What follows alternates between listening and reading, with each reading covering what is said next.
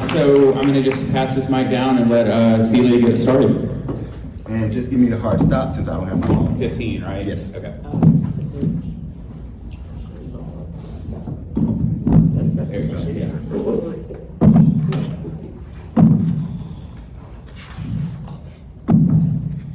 You will be moved. Exploring Black liberation theology in the work of Margaret Walker Alexander and Prince. Margaret Walker Alexander and Prince addressing political issues through the moral lens is the structure and epitome of what Columbia Asylum calls the Black blues aesthetic, which blends gospel, blues, and funk sensibilities into freedom songs to create mass popular message art. Much like Alexander's 1970s Prophets for a New Day, Prince's 2001 Rainbow Children is both anthem and protest work designed to convene listeners and convince them that civil rights work is God's work. For when Yeshua was resurrected from the grave, he liberated humans from spiritual and physical enslavement, which, for Alexander and Prince, are often embodied in police brutality, discriminatory hiring and promotion practice, poorly funded educational systems, poverty, and discrimination in judicial systems, especially as it relates to sentencing practices.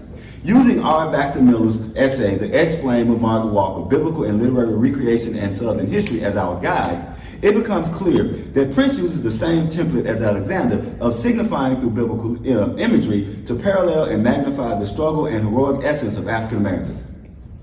Ultimately, for Alexander and Prince, there was no addressing the social political evils of humanity without addressing the notion that in God lay all the answers. Their artistry at its core exemplifies liberation theology, which is a Christian theological approach that equates physical ills and iniquity to spiritual degradation with a focus on the social political liberation of the oppressed.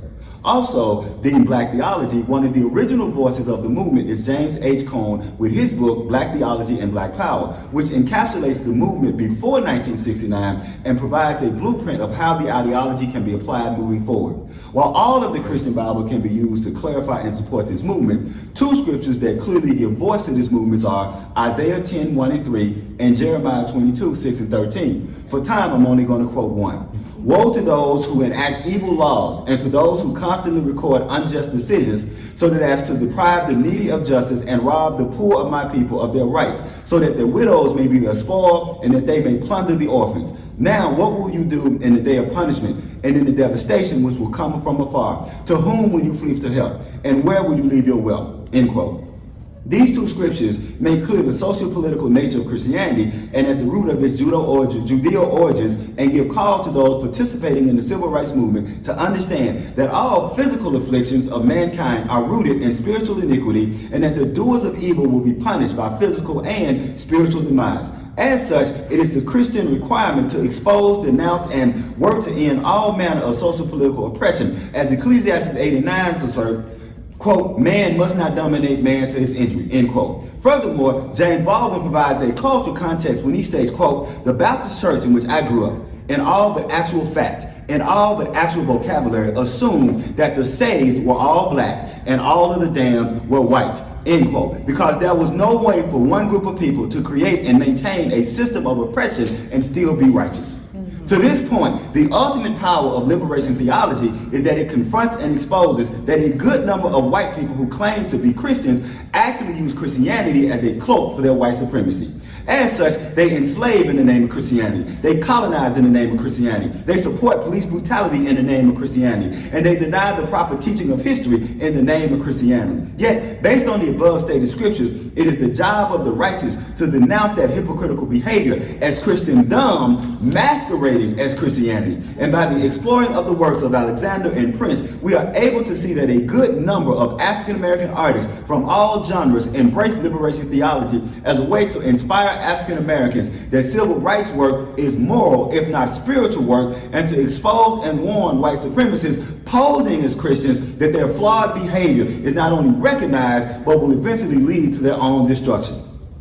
To accomplish this tone of authoritative reprehension, Alexander and Prince are finding their heroic voice through biblical imagery in much the same manner. Just as Alexander uses this technique in Prophets for a New Day, Prince uses it in the Rainbow Children to deepen their portraits by using biblical typology.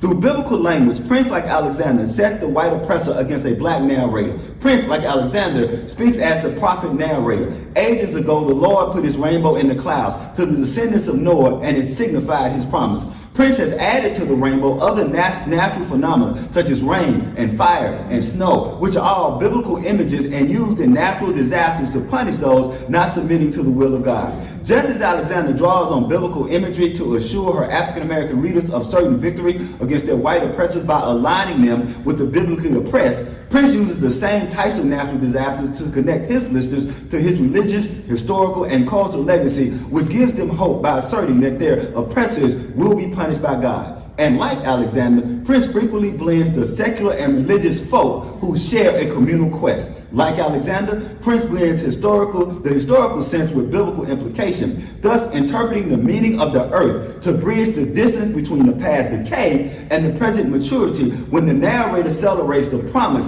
that injustice will not go unpunished.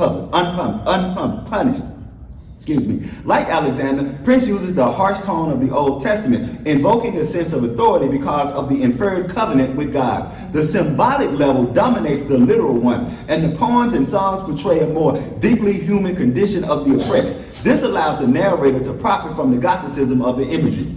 Through the combination of current events and biblical imagery, the reader and listener associate myth and history, which gives the oppressed speaker in the works of Alexander and Prince a heroic persona, or in the least, aligns the current day oppressed with the lineage and heroic struggle of the biblically oppressed. Further still, Prince is paralleled with Alexander because of his embracing of what Salam calls the innate or ultimate goodness of the universe.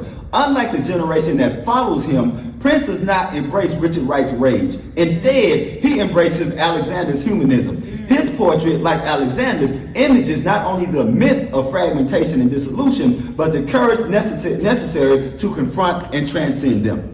Also connecting Prophets for a New Day and the Rainbow Children is that neither work is an anomaly in their catalog. Rather, both are an amalgamation and climax of the themes and imagery that Alexander and Prince have been developing prior to these works. One could not be surprised that Alexander coupled with Richard Wright to become the bridge from the Harlem Renaissance to the Black Arts Movement, because Alexander had already clearly articulated her goal to create utilitarian art with her two poems, I Want to Write, which served as her literary manifesto, and For My People, which fully executes the social, political, and spiritual goals of I Want to Write. Similarly, many of Prince's white fans who lost their damn minds over the Rainbow Children, they had been given fair warning with early songs such as Anti-Christian, One Song, You Will Be Moved, and Right the Wrong. All of these songs assert that that physical depravity is merely a manifestation of spiritual blight. Thus, when Prince pens the song You Will Be Moved, he is stepping fully into the tradition carried by groups like the Staple Singers and rooted into the work of writers such as Alexander. Prince sings, quote, you will be moved. When the rain comes, oh yes, you will be moved. When the streets overflow with angry souls, that's when you will see the truth. When the pain that you've inflicted comes back to your door to roost, that's when you see the future, but you won't see you. Surely when the rain comes, you will be moved, end quote. With these lines, Prince is taking his place alongside Alexander as the poet prophet whose mission it is to paint the vivid visions so that the masses can be warned to turn from their wicked ways before it is too late. Beginning with Alexander, Prophets for a New Day is a celebration of the complexity of African American social political leadership and the moral calling to right the wrong. It was apropos that Alexander chose as her church home Central United Methodist Church, which continues to do the work that she and other members did 50 years ago, remaining connected to all the people in the community, providing a feeding program, an after-school academic program, and a cultural arts program. When one enters Central, one never gets the notion that only some of the people are welcome in the building. Regardless of one's job, degree, or status, as kingdom builders, the members of Central are living the mission of Alexander to be available to all of the people in the community, which is what she affirms in Prophets for a New Day by celebrating Malcolm X, Martin Luther King, and Medgar Evers as three distinct types of leaders needed to reach every type of person in the community who is suffering from the hell of white supremacy.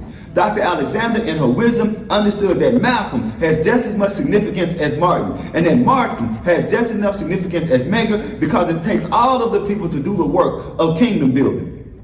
In her poem for Malcolm, she celebrates him as a prophet who is needed to tell people the things that they do not want to hear but must know to become better people. Quote, Beautiful were your sandpapering words against our skins. Our blood and water pour from your flowing wounds. You have cut open breasts and dug scalpels into our brains, end quote. Malcolm could be difficult on black folk. People love to discuss how critical Malcolm was of white folks, but he was equally, if not more critical of black folks. There were and are a lot of black folks who did not like to hear what Malcolm had to say about the shortcomings of black folks because truth often hurts, especially when one is delusional about one's own reality. Remember the prophet Isaiah. The people were not always pleased with what Isaiah had to say. Malcolm, in the tradition of the great prophets, understood that sometimes people must be agitated from their comfort zones. Thus, Malcolm was trying to tell black folks that they are sick with the illness of white supremacy and self-hatred. When a people are infected with the virus of self-hatred, they can never do anything for their own benefit. They simply perpetuate their dysfunction. So Alexander puts pen to paper to show the manner in which Malcolm tried to save black folks from their self-hatred, writing about his, quote, sandpapering words that cut open our breasts and dug scalpels into our brains, end quote. With these words, Alexander wants readers to understand the difficult process of self-evaluation is needed for African people to overcome their self-hatred. Then, in her poem Amos, King is depicted as the prophet Amos, who tries to warn the wicked oppressors of the consequences of their actions, showing that white supremacy is not merely a legal wrong, but a sin against humanity that will continue to limit the growth of humans until this dysfunction of racial hate is erased. Quote, Amos is the shepherd of suffering sheep, a preacher pastoring in the depths of Alabama, preaching social justice to the Southland. My God is a mighty avenger, and he shall come with his rod in his hand. Amos is our shepherd, tending his flocks over the hills of Albany, in the seething streets of Selma and bitter Birmingham, end quote. When one understands that the man presented in Amos could be killed in the same manner that Yeshua was crucified, one understands that righteous work is revolutionary work because it will take a revolution of righteousness to rescue America from the fangs of white supremacy. And finally, in the poem Micah, Evers is depicted as a visionary prophet who is before his time, as he often stated, quote, you can kill a man, but you can't kill an idea, end quote. In the poem Micah, Alexander writes, quote, Micah was a young man of the people who came up from the streets of Mississippi and cried out his vision to his people, who stood fearless before the waiting throng, like an astronaut shooting into space. From when I fall, I shall rise in the deathless dedication. When I stagger under the wound of your paid assassins, I shall be whole again in deathless triumph, end quote. Micah reminds readers that each of these men, Malcolm, Martin, and Medgar, understood that life is bigger than one's person and that righteousness can last longer than evil, teaching that a true activist is not just working for the present, but working to build something that can last for generations. But this is only true if black people learn to love freedom more than they love life itself, so that their actions are not driven by the concerns of the flesh, but by the concerns of morality. Only then can there be good police officers who will rebuke the police officers who kill and do evil in the name of a badge. Only then can there be enough black folks who will stop turning tricks of dysfunction for the crumbs of the white oppressor's table. Now turning to Prince, unlike most pop albums, The Rainbow Children reaches for a higher musical mantle. It is proof that Prince never saw hit records as his be-all and end-all of his potential. Most of the songs on the album have at least 2 or 3 musical movements that use sound as a metaphor to usher the thematic progression. For instance, in the song The Work Part 1, Prince is noticeably using a James Brown-inspired riff that echoes soulful black power semantics, which he laces with lyrics about the, quote, hard but necessary work that must be done for revelation to come to pass, end quote. The music sets a mood of the black power struggle, and then Prince infuses his notions of a metaphysical struggle, which can exist alongside the physical struggle. Quote, every time I watch the other people's news, I see a false picture of myself. Another one of you try to tell us what we want and what to believe. Then the same thing happened in the garden when somebody spoke to Eve, end quote. This connecting the black struggle to the metaphysical is quite essential to Prince's own theory, as evidenced by he uses the term devil throughout the album to refer to the physical devils who exploit people for their wages.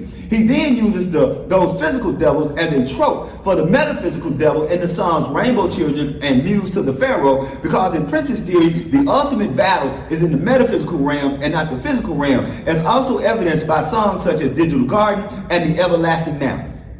In the Rainbow Children and in Muse to the Pharaoh, the devil doesn't just separate God from his children. The devil specifically separates the black man from the black woman to destroy the original family and set humanity on its current course of destruction. In the digital garden, it's the followers of the devil who use deceit, symbolized by technology, to create chaos and destruction. The goal of the devil and his followers, identified throughout the album as the banished ones, is to confuse humanity so that we are unable to evolve to our highest point. I'll skip to the end. With Prophets for a New Day and the Rainbow Children, Alexander and Prince are not merely preaching that God is going to punish the evil. Their ultimate message becomes the righteous will be rewarded because only love can conquer hate. With their use of typology, they embody the legacy of African American literature, which is to recreate, reconstruct, and refashion myth, history, and legend to celebrate and give African Americans a sense of place, purpose, and self-worth. Both Alexander and Prince are destroying the lie of white supremacy by equating the current day white oppressors to the oppressors of the Holy Bible, who are destroyed by God because of their sins. Thus, people of color become the chosen people. Through their biblical imagery, Alexander and Prince are asserting that there will be a retribution. In The Fire Next Time, Baldwin warns that the black boy and the white boy are brothers in the same house. If something inflicts one, the whole house is contaminated. Further, Alexander and Prince are asserting the same notion that Malcolm X is asserting when his artistry shows that the chickens do come home to roost. The mass shootings and killings in suburban schools involving disturbed and disgruntled white teens in Pearl, Mississippi, Littleton, Colorado, Jonesboro, Arkansas, and other places represent the turning inward of violence and the anger of whites that for so long have been aimed at and internalized by African Americans. As Prince asserted earlier in You Will Be Moved and Right the Wrong, white people are spending so much time perpetuating white supremacy that they are not noticing how violence is being internalized by their own children. I'll stop there.